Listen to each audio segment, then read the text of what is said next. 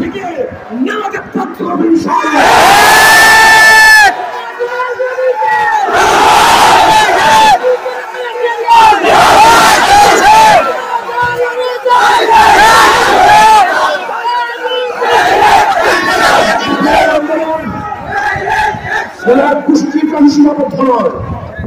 এই আন্দোলন গোটা বাংলাদেশের জনগণের আন্দোলন, এই আন্দোলন গোটা মজলুমদের আন্দোলন, জালেমদের বিরুদ্ধে মজলুমদের আন্দোলন,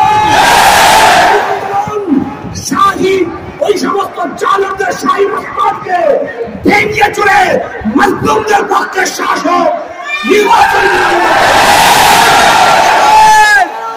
পর্যন্ত এই জালেম সরকার, এই খুনি সরকার, দেশের সরকারকে আমি খারাপ করতে না পারবো ততক্ষণ পর্যন্ত রাজপথ ছাড়বো না ইনশাআল্লাহ।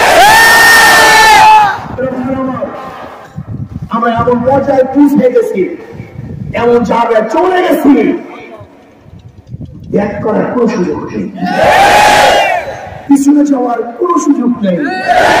তুমি কি জানো এই আন্দোলন বন্ধ করে দাও, হাজার হাজার মানুষ জেলে ঢুকিতে করতে হবে, হাজার হাজার মানুষ খুন হবে, হাজার হাজার মানুষ খুন হবে, কোন সুযোগ নেই।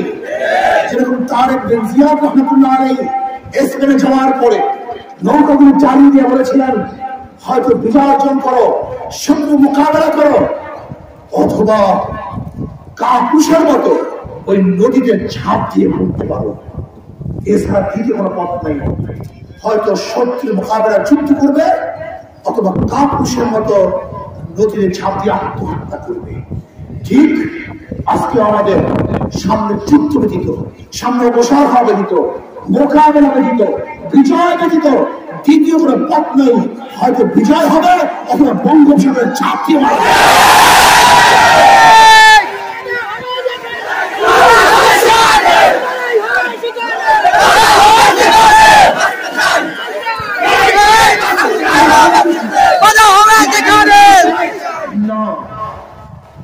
যদি কোন অবস্থায় চুপচাপ হয়ে যাও, রাস্তা ছেড়ে যাও, রাজপথ উঠে যাও, তাহলে সরকারকে উঠবে না, হামলা শুরু হবে, হামলা শুরু হবে, নির্যাতন শুরু হবে, হাজার হাজার হাজার হাজার মানুষকে গুম করা হবে, খুন করা হবে, পঙ্গু করা হবে। সে সময় আসতেছে দুটাই হয়তো সামনে যাবে, অথবা মৃত্যুবরণ করবে। যদি আমরা চলে যাই, তোমরা যারা থাকবে তারা আন্দোলন করবে।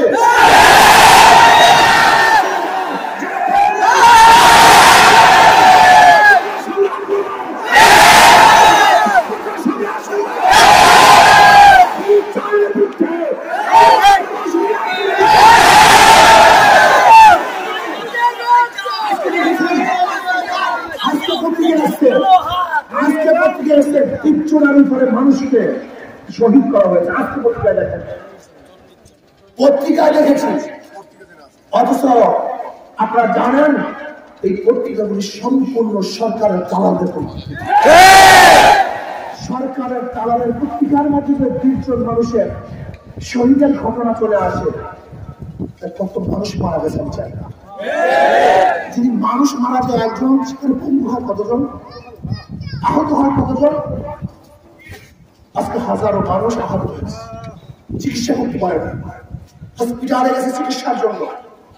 সেখানে ছাত্রলীগের ডাকাত এবং গুন্ডারা, খুনিরা সেখানে আক্রমণ করেছে,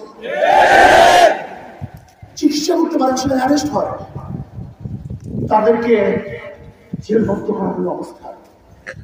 হাজারো মায়ের বুক খালি করা হয়েছে, হাজারো আমার বোনকে বিধবা করা হয়েছে, হাজারো বাচ্চাদেরকে এতিম করা হয়েছে, হাজারো মানুষ আজকে কবরের মধ্যে চলে গেছে।